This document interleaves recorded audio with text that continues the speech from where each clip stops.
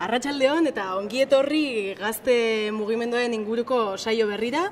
Gaurkoan Iruñeko gaztetxera etorri gara eta bertan larunbat honetan torturaren aurkako eguna denez, mahai inguru batera etorri gara, gazte borrokaz eta torturaz hitz egitera.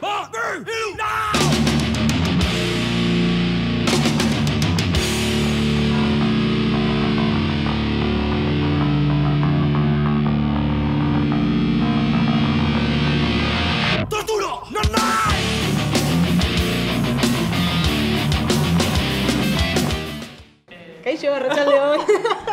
Zergatik etorri zarete gaur hona?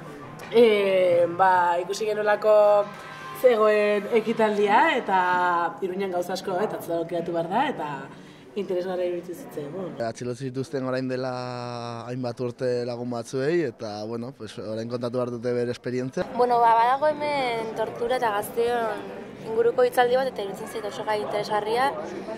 Gaur egun oraindik tortura ematen delako eta nik uste guztiok sentsibilizatu behar garela gai honetan. Eta ni gazte izan da, jakin dut hori beste gazteek bizi izan duten esperientzia. Eta zer espero duzu gaurkoaz? Egia esan ez dakit zer espero, imaginatzen du kontatuko digutela haien bizipenak, baina ez dakit zer espero, ez dakit bukatuko da oso motibatua eta negarra gogoarekin, amorruarekin edo pozez, ez dakit, egia esan a la expectativa. Espero dut jendea asko urbiltzea, baituko mai aurki asko jarrita. Eta, nik uste interesgarri izango dela, gainera hurbileko jendea da. Eta nik uste lako esperientziak entzutea derentzat onuragarria izan daitekela, eta positiboa, ez? Haiek ere kontatzeko gogoak ikutzea. Eta uste duzu aurrera begira lanketa bat egin behar dela honekin, edo? Horrelako gauzak beti mate hutsarekin ez du zentzua dauka, baina zentzu gehiago dauka ondorengo hausnarketa edo lanketa bat egiten bada.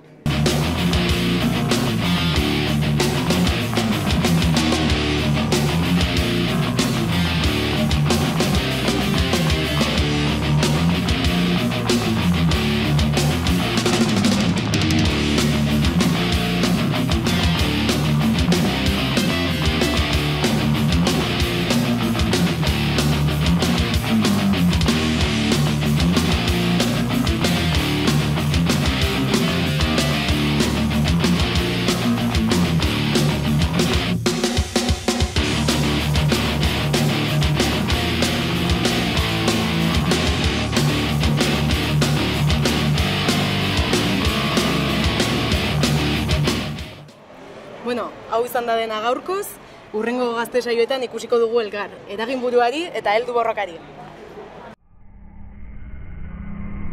Chao, chao,